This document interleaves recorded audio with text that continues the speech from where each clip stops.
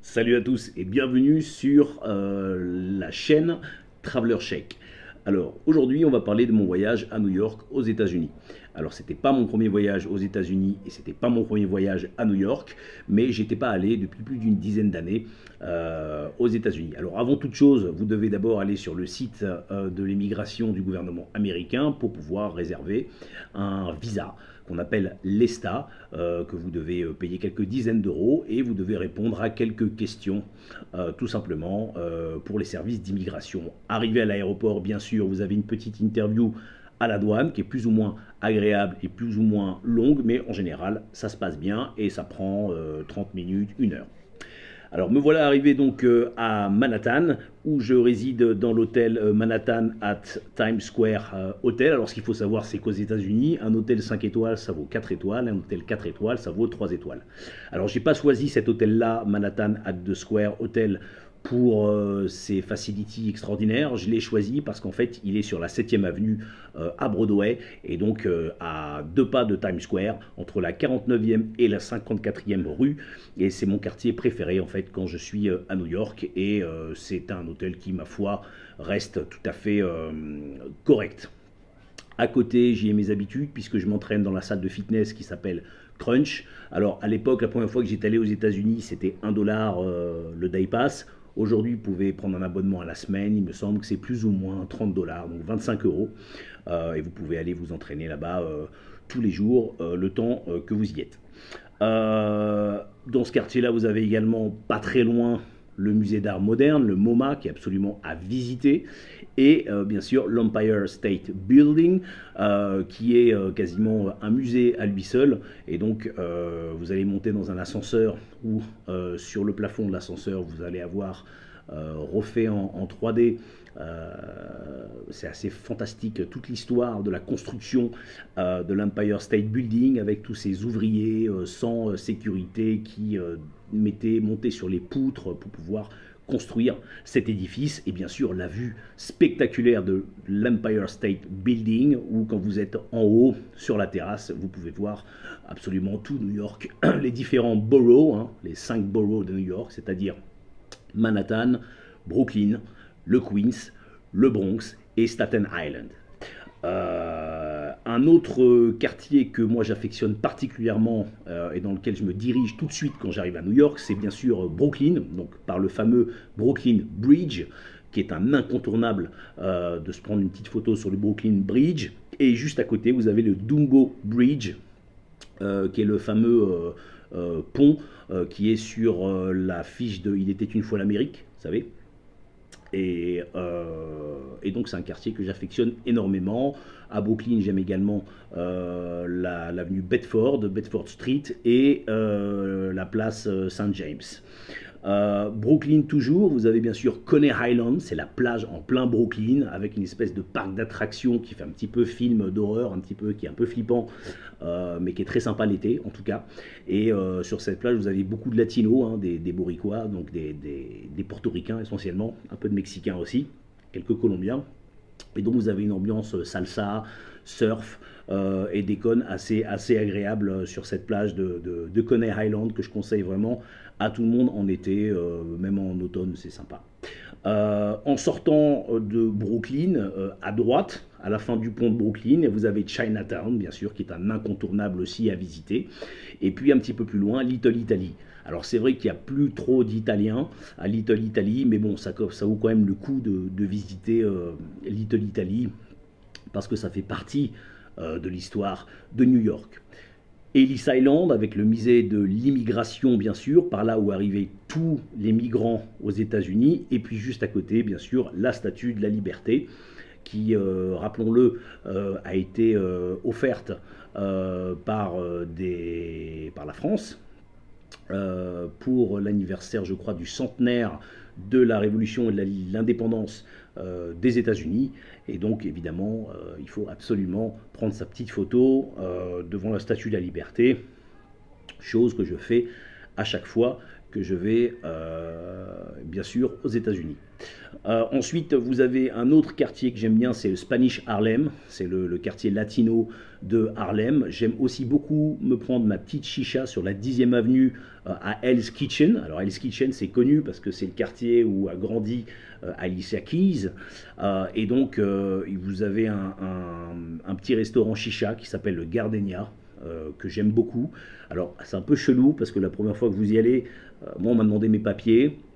Ça parle vachement russe dans le restaurant et les hôtesses, c'est un peu bizarre la première fois, mais après on s'habitue et en fait finalement c'est très très sympa le soir pour aller fumer une petite chicha.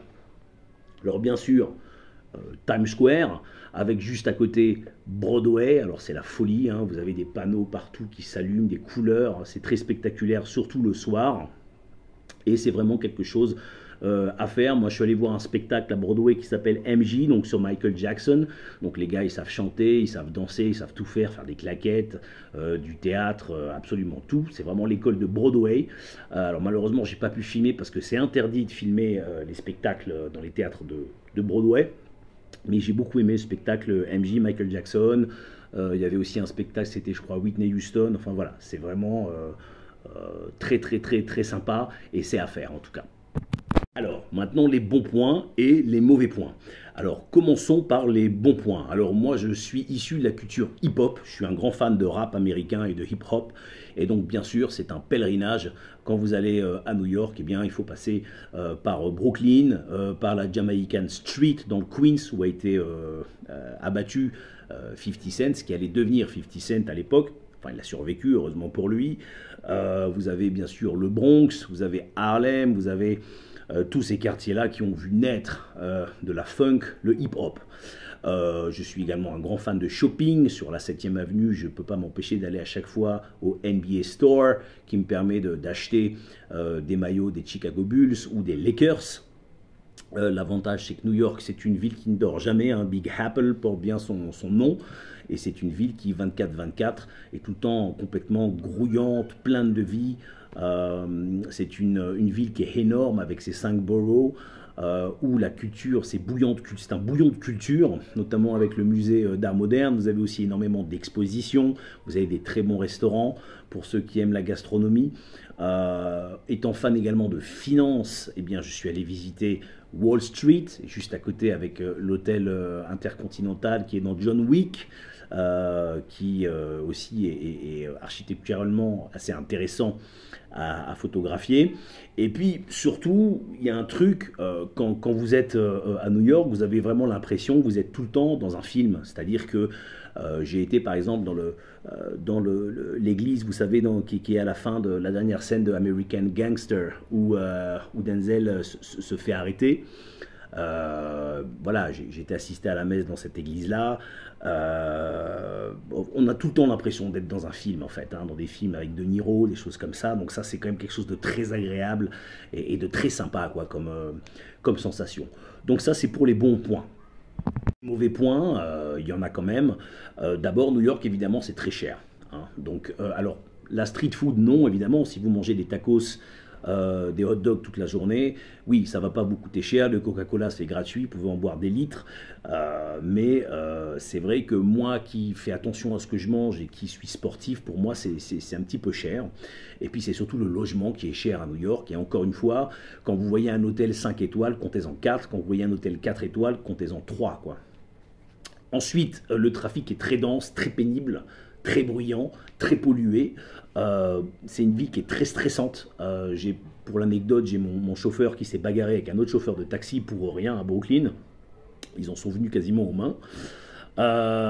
Et évidemment, les problèmes de sécurité, c'est-à-dire que moi, je ne suis pas quelqu'un de peureux, mais c'est vrai que ça peut être parfois un peu bizarre, c'est-à-dire que vous allez passer d'une avenue normale et vous allez faire 400 mètres à pied ou 500 mètres en voiture et vous allez tomber sur un quartier complètement pourri, délabré, avec des drogués partout, et c'est vrai que ça peut être gênant ou un peu flippant quand on vient la première fois à New York.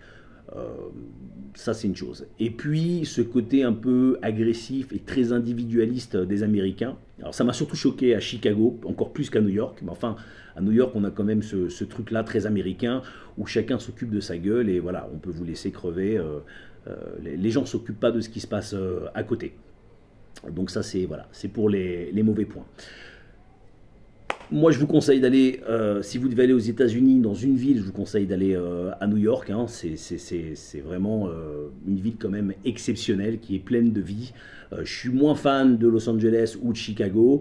Miami, pour avoir quasiment vécu à Dubaï plusieurs mois par an, ça ne me tente pas trop non plus. Donc je conseille vraiment aux gens qui aiment le hip-hop, qui aiment s'éclater, qui aiment la culture, qui aiment le shopping, d'aller à New York, et aussi pour les fans de cinéma, bien sûr.